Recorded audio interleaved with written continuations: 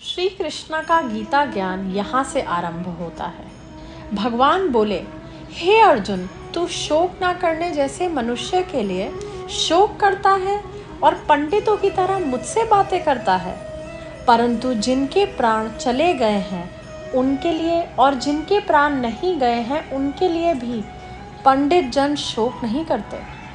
कृष्ण का ज्ञान अंतिम सत्य है।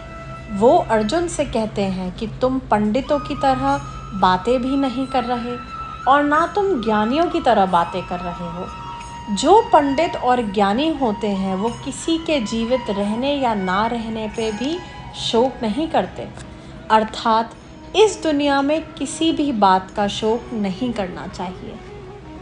हे अर्जुन, ना तो ऐसा ही है कि किसी काल में मैं नहीं था, तू नहीं था अथवा ये राजा लोग नहीं थे, और ना ऐसा ही है कि इससे आगे हम सब नहीं रहेंगे। ऐसा कोई समय नहीं था अर्जुन, जब अर्जुन नहीं था, कृष्ण नहीं था, बाकी के राजा नहीं थे। हम आते हैं और जाते हैं, फिर से आते हैं। समय का चक्र ऐसे ही चलता रहता है। अब ये बात अर्जुन या हमारे जैसे दुनियादारी में फंसे लोगों के लिए समझना या समझाना बहुत मुश्किल है, और इसी से कृष्ण हमें निकालना चाहते हैं। काल का फेर, जी हाँ, काल का फेर तो चलता ही रहता है। हर काल में हमारे जैसे, अर्जुन के जैसे, कृष्ण के जैसे लोग होते हैं। आने वाले समय में भी हम तीनों होंगे और ऐसे ही खेल फिर से होगा। कृष्ण जीवन का खेल समझाते हुए कहते हैं, जैसे जीवात्मा की देह में बचपन, जवानी और वृद्धावस्था होती है, वैसे ही अन्य शरीर की प्राप्ति होती है। इस विषय में धीर पुरुष मोहित नहीं होता। हमारी आत्मा तो वही रहती है, लेकिन शरीर बचपन से बुढ़ापे तक बदलता है। वैसे ही नए जन्म में नया शरीर मिलता है। कृष्ण कहते हैं कि बदलाव प्रकृति का नियम है। जो अभी है वो अगले पल बदल चुका है। वो आपको चाहे दिखाई दे या ना दे, आप उसको चाहे महसूस करें या ना करें। जब बदलाव नियम है तो ऐसे नियम के लिए दुखी क्यों होना? जो नहीं बदलता उसे कहते हैं आत्मा। आत्मा की इस परिभाषा को ध्यान से समझ लीजिए। शरीर बदलता है लेकिन आत्मा कभी नहीं बदलती।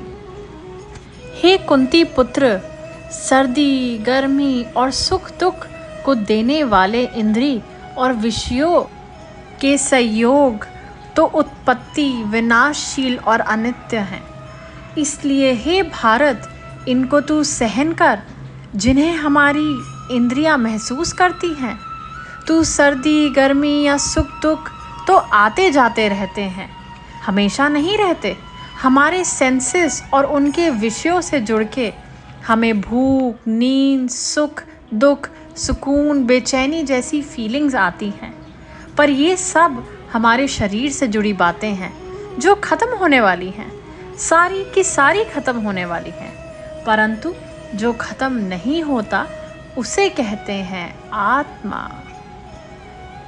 क्योंकि हे पुरुष श्रेष्ठ, सुख दुख को समान समझने वाले जिस धीर पुरुष को ये इंद्रिय और विषयों के संयोग व्याकुल नहीं करते, वो मोक्ष के योग्य होते हैं।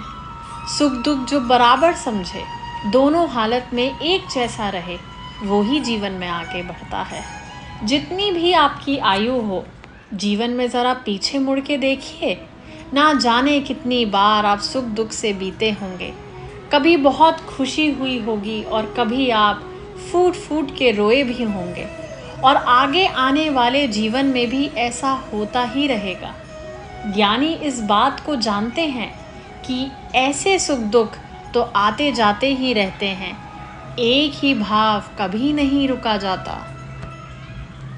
कृष्ण कहते हैं कि असत्य वस्तु की तो कोई सत्ता नहीं है और सत्य का अभाव नहीं है।